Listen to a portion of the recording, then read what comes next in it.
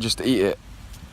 So I've just watched a video by Cycling Weekly, a magazine about cycling, weekly, and they were talking about how to achieve your optimum race weight, which is kind of in line with my own goal of losing weight, gaining power at the same time.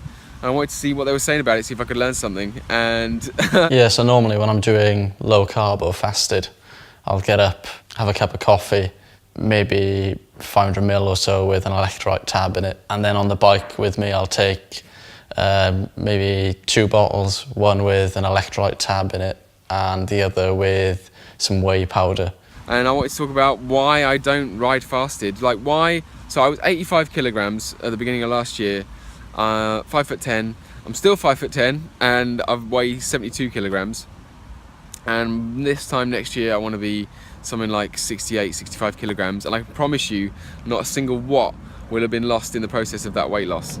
And I've done it without any restriction, and I've done it just eating whatever I want and cycling for fun. Like, it seems like common sense that you would deplete your muscles of glycogen so that you're just burning fat on a ride, so that glycogen isn't getting in the way of your fat burning, because fat burning is all I care about, and it's all that life is about, is me burning my fat. Like, that is not real world. That is not real world. That is not the world of a person outside of cycling who has a 9-to-5 job, who isn't already 60 kilograms, who isn't doing 15 to 21 hours of cycling a week. Like, you want to fuel yourself properly. Can you imagine in the dead of winter in the UK when it's raining, you've depleted your muscles of glycogen, you're going to go out and do your fat burning, you're going to go and soft pedal for 4 hours in the rain and cold. Like, no. The reason I don't do fasted rides is because I don't need to deplete my muscles of glycogen in order to burn fat.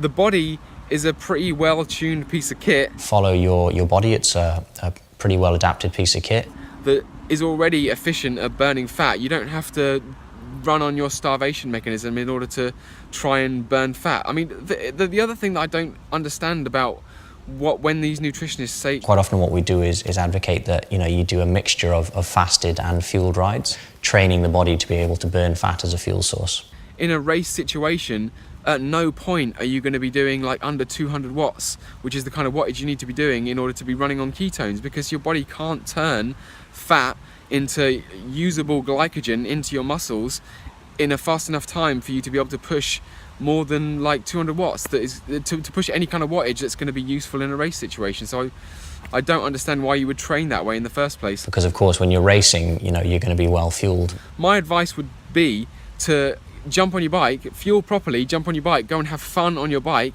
and you'll be burning fat at the same time. For every hour that you're going to go out on your ride, stick around 60 to 100 grams of sugar in about a litre of water for every hour that you're going to be going out on a ride. And that is going to be fuel for you to burn fat and for you to be able to have fun on your bike. That carbohydrate is not going to get stored as more fat, it's just going to be fuel for you to burn more fat. And then, you know, eat plants, eat predominantly carbohydrate, because plants are predominantly carbohydrate. You're going to get all the protein, all the fat you need when you eat plants in as whole a form as possible. And none of that is going to get stored as fat. You're going to create this kind of weight loss ratchet where, you know, I'm 72 kilograms now, I'm going to go out on a ride fully fueled, I'm going to burn the fat, and I'm going to ratchet up to 71 kilograms, and then I'm going to fuel myself again, I'm going to nourish my body to be able to recover so that then I can go and feel great and go out and have fun on my bike again, then ratchet it up again to 70 kilograms.